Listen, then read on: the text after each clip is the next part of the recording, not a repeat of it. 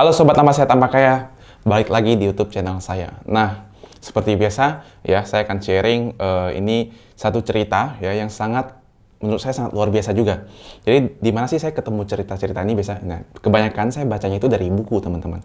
Dari buku ya saya lihat, wah, ini bagus banget ceritanya gitu.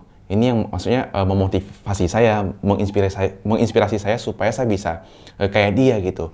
Terus saya merasa juga, wah kayaknya nggak ada yang impossible gitu, nggak ada yang nggak mungkin gitu di selama kita melakukan dengan benar gitu ya, melakukan dengan konsisten gitu. Nah, cerita apa ini gitu ya? Jadi saya baca dari buku Money Master the Game, karangan Tony Robbins ya. Jadi ada satu orang ya, namanya Theodore Johnson. Ini teman-teman boleh searching di Google gitu ya. Jadi ini cerita udah lama banget ya. Jadi Theodore Johnson ini dulu bekerja di UPS ya. UPS adalah United Parcel Service. Mungkin teman-teman yang kerja di ekspedisi pasti tahu, atau teman-teman yang invest saham juga mungkin pernah dengar UPS ini, saham UPS gitu ya. Ini seperti JNE lah ya. JNE, JNT gitu. Tapi ini yang wah, secara global gitu, besar banget UPS ini ya. Jadi dia bekerja di sini pada saat tahun 1924. Jadi ini cerita sudah lama banget nih, 1924 dia kerja di sini. Ya dia bekerja ya sangat keras gitu, sangat ibaratnya sangat serius gitu lah ya, sangat sungguh-sungguh kerjanya gitu. Dan gajinya itu tidak melewati $14.000 per tahun ya, tidak melewati $14.000 per tahun. Coba saya hitung ya, kalau $14.000 dibagi dengan 12 berarti gajinya itu sekitar 1.166 per bulan, teman-teman ya. Gajinya per bulan 1.166 ya, tiap bulan dia nerima gaji sebesar itu gitu ya. Terus yang ajaibnya adalah ya, dia selalu menyisihkan 20% untuk dimasukkan ke saham UPS, untuk dia belikan ke saham UPS, which is itu adalah perusahaan yang dia bekerja gitu. Jadi dia merasa, wah, saya sendiri kerja di sini, dia melihat perusahaannya sehat, perusahaannya bagus gitu, karena dia sebagai tiap hari melihat perusahaan dia lihat growing terus perusahaannya gitu ya. Jadi dia percaya dan dia membelikan 20% gajinya untuk saham UPS sendiri, teman-teman. Dia ya bekerja selama 28 tahun di perusahaan UPS. Jadi selama 28 tahun tersebut, dia nyisikan 20% tiap bulannya untuk beli terus, teman-teman. Nggak mau pusing dia, mau dia naik, mau dia turun harga saham UPS-nya, dia tetap beli terus ya. Pokoknya dia konsisten beli terus gitu ya. Dan kemudian dia pensiun pada tahun 1952 ya. 1952 dia pensiun dengan 700.000 dalam portofolio dia waktu itu di saham UPS ya. 700.000, teman-teman. Kalau kita uangkan hari ini, 700.000 itu sekitar 14.000 ya. 700.000 saya kalikan dengan 14.000. Itu ada sekitar 9,8 miliar rupiah ya. Jadi pada saat dia 28 tahun dia bekerja, dia sisihin terus, jadilah 700.000 waktu itu ya, 28 tahun tersebut. Dan dia tidak menariknya, teman-teman. Meskipun dia pensiun ya, dia sangat hidup hemat ya ceritanya di sini. Dia masih punya uang gitu. Dia biarin aja sahamnya di situ karena dia percaya perusahaan ini masih bisa growing, masih sehat, bisa bertumbuh gitu ya. Masa depan ekspedisi ini sangat besar gitu. Kemudian dia biarkan selama 39 tahun kemudian. Wah, berarti dia invest 28 tahun, kemudian dia tidak invest lagi karena dia pensiun. Dia biarkan selama 39 tahun. Saya coba hitung lagi ya. 28 tahun ditambah 39 tahun. Di mana dia pegang saham ini 67 tahun, teman-teman ya. Jadi 28 tahun dia invest, terus dia hold biarin 39 tahun, total 67 tahun ya. Tahu nggak, teman-teman, kekayaannya jadi berapa? Ya. Kekayaannya menjadi 70 juta dolar, teman-teman. Ini gila nggak? 70 juta dolar ya. Itu sama dengan, kalau kita rupiahin, kalau dikalikan hari ini ya, teman-teman. Dikali 14.000 nih, itu dapatnya 980 miliar. Gila, ini tambah 20 miliar lagi, jadi 1 triliun. Padahal gaji seorang Theodore ini ya, cuman anggaplah 1.200 dolar. Bisa punya kekayaan sebesar hampir 1 triliun kemudian. Memang butuh waktu, teman-teman ya. Kemudian bisa jadi 70 juta dolar. Nah, yang luar biasanya adalah si Theodore ini ya, pada saat sebelum dia meninggal gitu ya, di usia 91 tahun, dia menyumbangkan 36 juta dolarnya, teman-teman.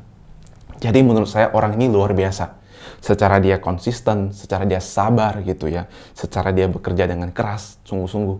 Dia malah melakukan charity juga pada saat sebelum dia meninggal. Dia menyumbangkan 36 juta dolar, which is itu hampir sudah 50% dari kekayaannya gitu. Karena dia pikir sebagai ketika seorang hidup ya mau ngapain lagi punya uang sebanyak itu gitu. Jadi dia harus menyumbang, dia mengembalikan lagi ke ibaratnya ke dunia ini gitu ya, kasih lagi ke anaknya gitu.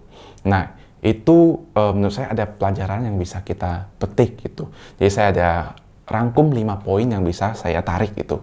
Yang pertama adalah nilai plus dari Theodore, dia mulai dari muda ya. Jadi si Theodore ini pada saat dia bekerja, dia langsung mulai untuk membeli saham perusahaannya sendiri, saham perusahaan di mana dia bekerja sendiri. Mungkin teman-teman yang bekerja di public company ya, saya nggak tahu teman-teman bisa mungkin kerja di mana saja ya, di bank yang ada listed di BI gitu ya, di perusahaan properti, perusahaan batu bara, di mana aja gitu ya, perusahaan telco. Nah teman-teman kalau melihat perusahaannya bagus, kenapa kita nggak beli sendiri gitu? Nah ini yang kita pelajari dari Theodore. Dan yang kedua adalah bayar diri Anda terlebih dahulu. Apa maksudnya bayar diri Anda? Artinya adalah dia selalu menyisihkan uang dulu untuk diinvest, untuk kedepannya gitu. Itu yang artinya kita membayar diri kita dulu. Jadi jangan dihabiskan sekarang, terus ke depan nggak ada apa-apa gitu. Jadi dia selalu yang penting 20% di-cut dulu buat dibelikan saham. Nah itu yang saya lakukan juga teman-teman. Pada saat saya gajian, yang penting harus di-cut dulu, baru saya boleh spend. Bukan di-spend dulu, sisanya baru kita pakai. Nah, itu tidak bisa jadi seperti Theodore gitu. Nah, ingat selalu bayar diri kita terlebih dahulu. Itu nomor 2. Terus yang nomor 3 adalah invest konsisten. Mungkin teman-teman sudah tahu ya, ketika saya mulai, saya ada satu cerita, teman saya juga ada yang mulai yang lain gitu. Tapi, dia hanya mulai sampai di tengah jalan. Tidak meneruskan lagi, karena dia melihat tidak ada hasil gitu. Nah, bayangkan kalau dia konsisten gitu ya, seperti saya menabung gajinya terus, pasti hasilnya juga akan, reward yang dia dapatkan juga akan dia dapat di kemudian hari gitu. Tapi karena dia berhenti di tengah jalan, akhirnya tidak dapat apa-apa teman-teman. Ya, memang konsisten ini mudah gitu, mudah saya katakan, tapi tidak mudah saya lakukan. Mungkin teman-teman ya sudah merasakan lah.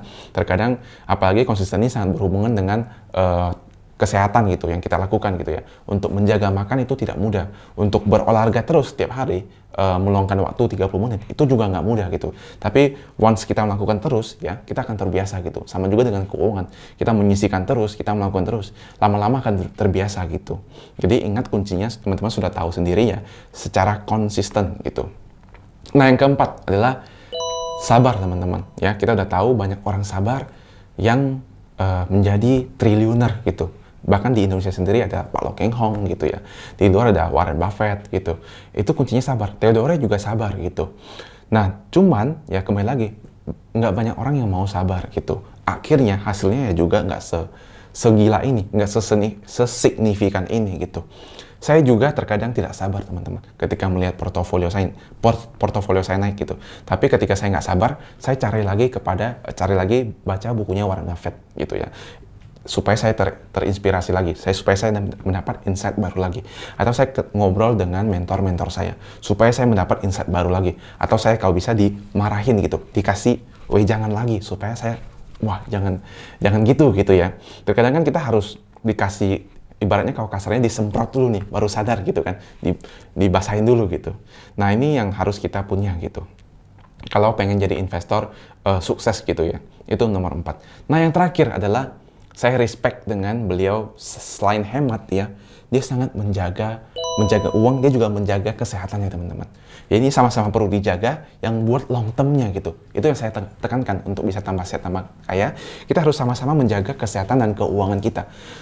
Which is ketika kita umur panjang ya, bisa berumur panjang, kita juga wealthy gitu. Jadi uang ada, umur panjang, itu kan enjoy ya. Itulah tujuan saya membuat channel ini gitu. Ketika teman-teman yang sering nanya saya juga bisa sharing kan gitu. Nah, ketika dia bisa menjaga kesehatan ini, si Theodore ini meninggal pada saat umur 91. Ini kan sudah di luar batas pada orang umumnya teman-teman. Mungkin kalau menurut saya bisa 70-an, 80. Wah, itu sangat udah luar biasa banget. Karena secara statistik kan kita ada bisa cari lah umur pada umumnya di Indonesia itu misalnya orang meninggal pada usia berapa gitu. Pasti tidak jauh dari umur 70. Itu datanya seperti itu, teman-teman. Tapi kalau bisa 90, wah, itu memang ibaratnya goal saya gitu. Kalau bisa 100 mungkin ya. Seperti Charlie Munger. Tahun depan dia udah 98 gitu. Apalagi bisa sambil invest, sambil tua gitu. Siapa yang nggak mau gitu kan? Semua orang mau panjang umur gitu. Nah, ini hal yang kelihatannya sangat sepele gitu. Orang pada saat muda tidak mau jaga kesehatan dulu, tidak mau jaga keuangan. Nanti tua dia baru pikirin. Nah, itu kan malah kebalik. Harusnya kita dari muda dulu, ya, jaga dulu, biar tuanya itu kita lebih aman. Tua itu kita bisa menikmati gitu. Bukan malah mudanya dinikmati, tuanya baru jaga gitu.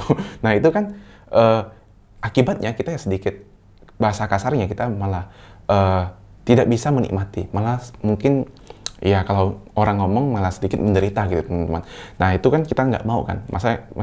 Masanya saya pengen ketika saya umur 60-70, kalau bisa saya masih fit gitu. Kayak Donald Trump ya. Nah, itu kan sudah umur 70-an, tapi masih kayak wow, masih kaya gitu kan, masih sehat gitu. Nah, itu yang harus kita terapkan, teman-teman. Semoga kita bisa terinspirasi dari cerita Theodora ini gitu ya. Karena banyak orang yang merasa kalau dia bukan dari keluarga yang privilege gitu, bukan dari keluarga kaya, terkadang dia malas untuk mulai. Dia mikir, wah itu hanya buat permainan orang kaya aja gitu. Nggak buat saya kok gitu. Dulunya saya juga mikir begitu, tapi setelah saya pelajari, saya belajar terus gitu ya. Ternyata semua nggak mulai dari yang kaya dulu kok. Semua orang itu yang dari kaya justru banyak juga yang mulai dari mulai dari bawah dulu gitu, nggak langsung 10, mungkin dia mulai dari 2 dulu, dari 3 dulu, dari 4 dulu gitu. Nah ya, mungkin itu aja yang saya mau ceritakan ke teman-teman ya. Semoga cerita Theodora ini masih bisa menginspirasi teman-teman. Masih banyak cerita lain-lainnya gitu kalau saya mau cerita gitu ya. Dari bukunya Money Master the Game gitu, banyak sekali orang yang dari bukan apa-apa, bahkan ada dari yang tukang laundry gitu ya, bisa jadi miliarder gitu. Kuncinya juga sama, saya lihat semuanya. Kalau teman-teman penasaran, teman-teman boleh baca beritanya gitu. Atau teman-teman yang masih pengen dengar, nanti teman-teman komen aja di kolom komen supaya saya bisa ngeringkas lagi cerita-cerita yang lain gitu ya. Oke, itu saja teman-teman yang bisa saya sharingkan. Semoga bermanfaat teman-teman. Saya ucapkan salam tambah sehat, tambah kaya. Bye-bye. Thank you.